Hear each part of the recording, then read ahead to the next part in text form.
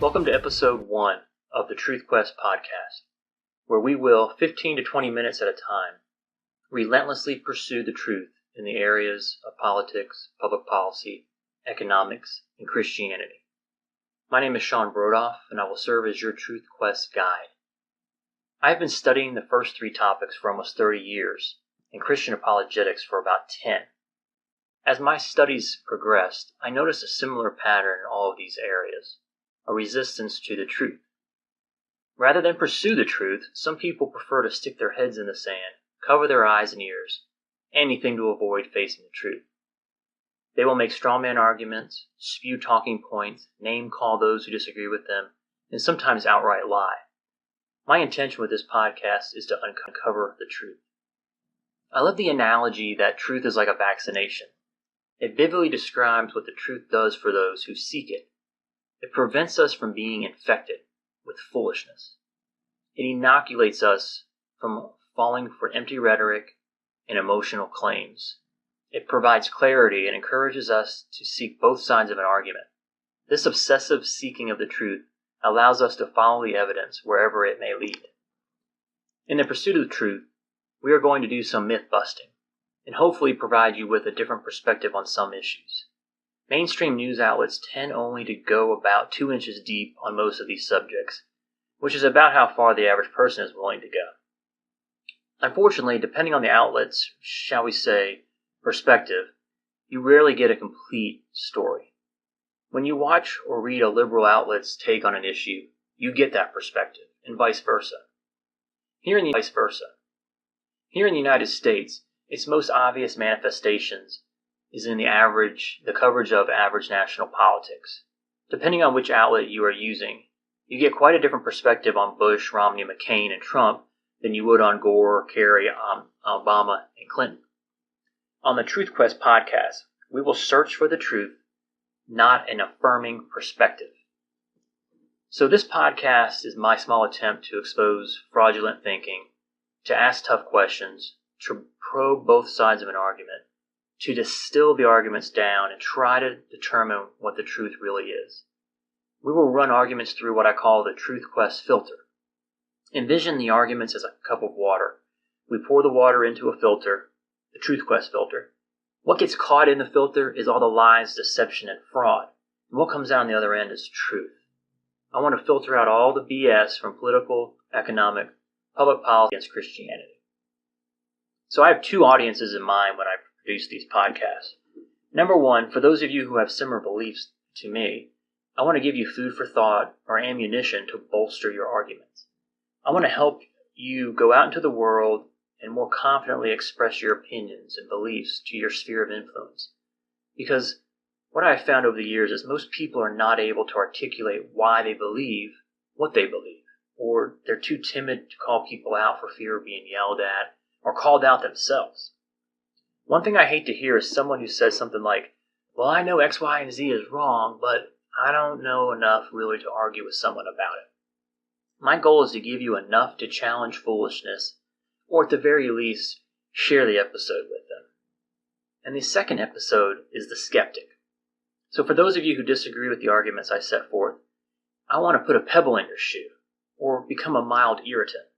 I plan to accomplish this by forcing them to answer questions about their beliefs. Again, I am relying on the same assumption that most people do not know why they believe what they believe. It's often emotionally based, not logical or based on facts. This podcast will not allow skeptics to dismiss what is said with the wave of a hand and the all too often name-calling. I anticipate the majority of the episodes to be evergreen, meaning the topics covered and the arguments made will be just as valid a year from now as they are 10 years down the road. As often as possible, I will use the prompting of a current event to dictate what topics we discuss.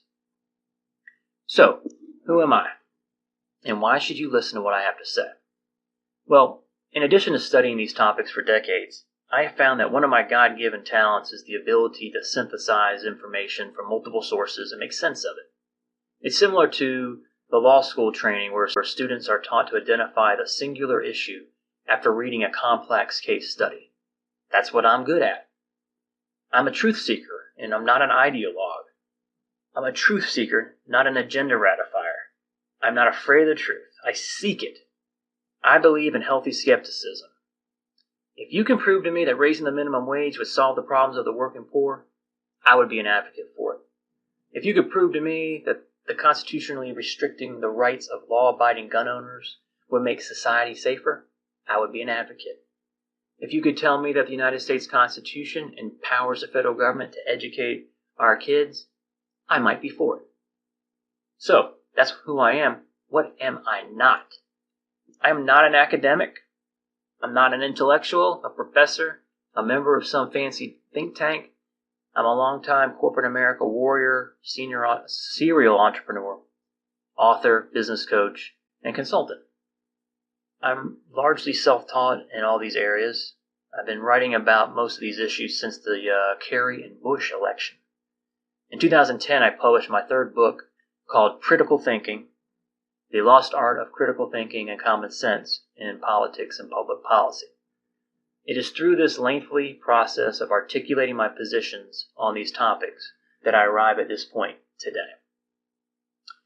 So, when I reflect back on what ultimately pushed me to launch this podcast, it was largely due to my distaste in the level of discourse in these arenas: economics, public policy, politics, and Christianity. I'm particularly bothered by people who are confident advocates for their position, while at the same time displaying a lack of intellectual curiosity and or by ignoring evidence. I detest intellectual dishonesty, propaganda, and the refusal to answer questions. I hate double standards, duplicity, and hypocrisy. It's like false advertising. It's fraudulent. And one of the things I'm going to talk about over and over again throughout these podcasts are what I call the dirty half dozen. As I contemplated the topics I intended to cover on this podcast, I recognized 6 recurring themes or behaviors exhibited by skeptics. So these are the 6 that I call the dirty half dozen. 2 of the themes are captured in a quote by Winston Churchill, when he said, "The truth is incontrovertible. Malice may attack it, ignorance may deride it, but in the end, there it is." So the first member of the dirty half dozen is malice or name calling. So in my book, Critical Thinking, I wrote a chapter called Your Mama. Because back when I was growing up, that was the worst or the best comeback you could use when you're arguing with some truth. Those who cannot participate in free, open, and honest debate often resort to name calling, violence, or coercion in order to combat their foes. So we're going to talk about that. The second member of the dirty half dozen is ignorance. So one of the things that drives me absolutely bonkers is watching or listening to people who make strenuous arguments despite the fact that they obviously lack any command of the facts. We're going to talk about ignorance. The third member of the dirty half dozen is emotional arguments or bias. So I've noticed that people often use phrases like "I feel" or "I think" when advocating for their positions. And while feeling and thinking are good things in and of themselves, they are not effective tools of persuasion. When people preface their opinions with "I feel," they do not understand that they have doomed their argument before it even starts. "I don't really care how you feel about abortion. What do you know about it? What do you know about it?" Here we will deal with facts, not feelings. That doesn't mean we're uncaring, callous, or heartless. It simply means that, like Detective Joe Friday from Dragnet used to say, just the facts. We are truth detectives here. The fourth member of the dirty half dozen is the stiff arm. So for those of you who aren't sports fans, a stiff arm is mostly used in football when the ball carrier is running with the ball, someone tries to tackle them, they stiff arm, put their hand right on their face mask or on their chest, and push them down.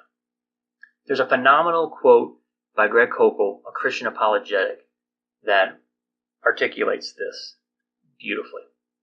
One is, if someone is determined to stick to biases instead of facts, then there is not much I have to say to him. He is stumbling over an obstacle he has placed in the way himself. Another Koukl quote that captures the stiff arm is intellectual honesty requires us to consider all the relevant evidence, not just that which squares with our presupposed worldview. These people are resistant to the truth because it conflicts with their preconceived bias in a particular area. Rather than listen to and evaluate an argument on its merits, they dismiss it outright. For example, atheists often start out with the presupposition that there's no such thing as miracles, no supernatural events, no resurrection, etc. So it's difficult for them to consider anything that conflicts with those views.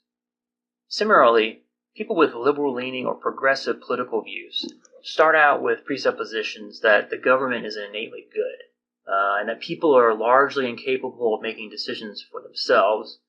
Some of them, a large majority of them, feel like America is not really a great place.